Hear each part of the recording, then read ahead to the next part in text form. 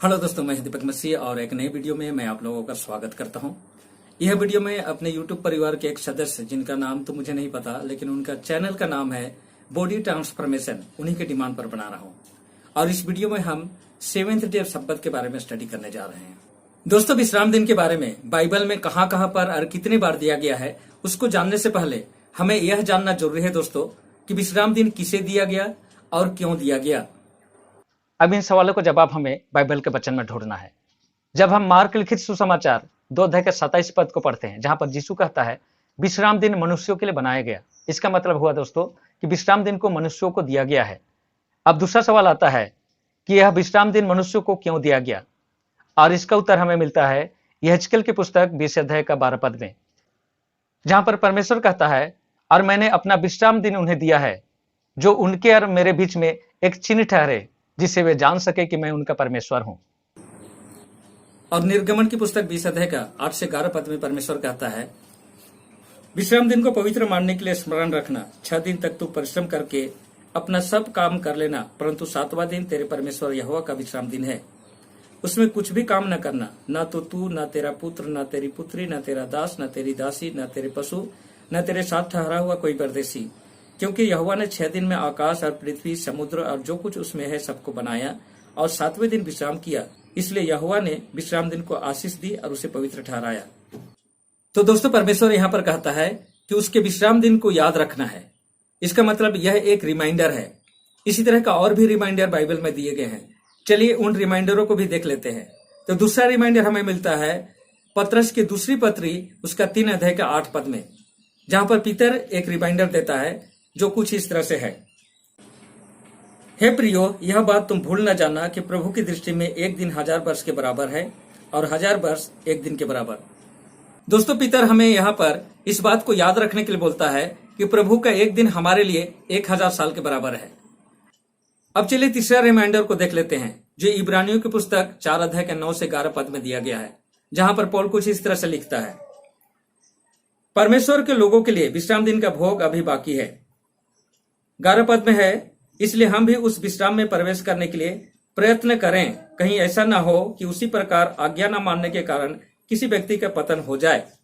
पौल यहाँ पर याद दिलाता है कि परमेश्वर के लोगों का विश्राम अभी आया नहीं है और उस विश्राम में जाने के लिए तैयारी करना है, क्योंकि जो उसके विश्राम में प्रवेश कर चुका है वह भी अपने कार्यों से विश्राम कर चुका है, जैसा कि परमेश्वर ने किया था।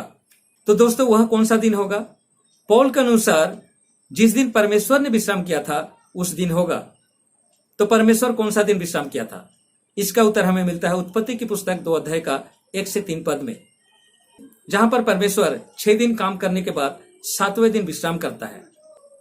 अब हमारे पास सबसे बड़ा प्रश्न यह आता है दोस्तों, बाइबल के अनुसार प्रत्येक सप्ताह का 7वां दिन विश्राम दिन है, तो यहां पर कौन से विश्राम दिन के बारे में बातें हो रही है, जिसके बारे में पौल कहता है कि वहां जाने के लिए तैयारी करो?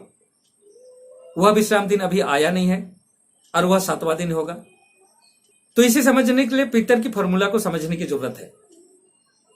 अगर हम बाइबल समय को कैलकुलेट करते हैं, आदम से यीशु के जन्म तक 4000 साल और यीशु के जन्म से हमारे तक 2000 साल, टोटल हमें मिलता है 6000 साल।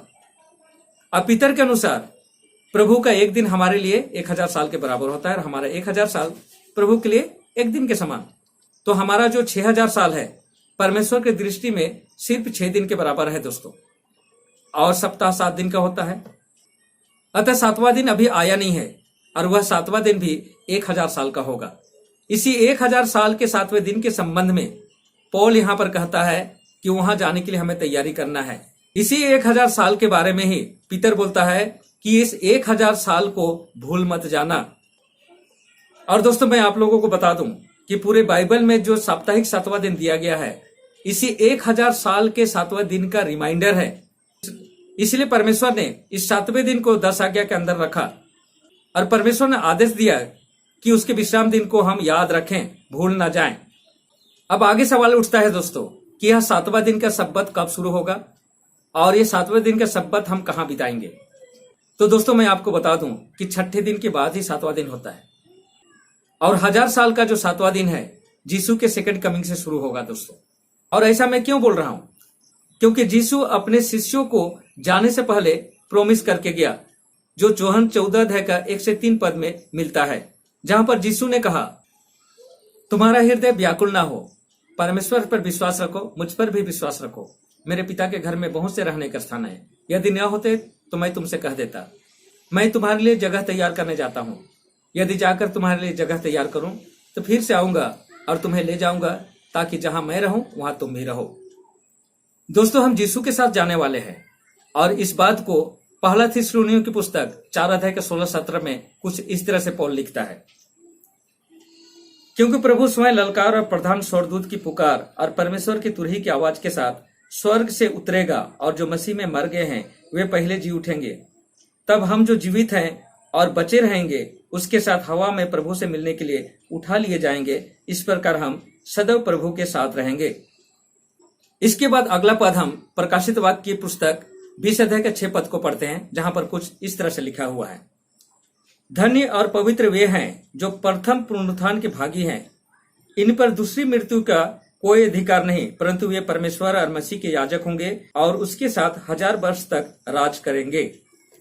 तो दोस्तों, यहाँ पर क्लियर हो जाता है कि 1000 वर्ष का जो 7वां दिन है, जिसे हम यीशु के साथ उसके घर में बिताएंगे, इसी 1000 वर्ष के 7वां दिन को याद करने के लिए साप्ताहिक विश्राम दिन हमें दिया गया है दोस्तों। और जो लोग इस साप्ताहिक विश्राम दिन को याद रखेंगे वही 1000 साल के विश्राम दिन में प्रवेश कर पाएंगे। तो आज के वीडियो में यहीं पर समाप्त करता हूं। मिलता हूं अगले वीडियो में। तब तक परमेश्वर के आशीषों का आनंद उठाइए। परमेश्वर आप लोगों के साथ हो। धन्यवाद।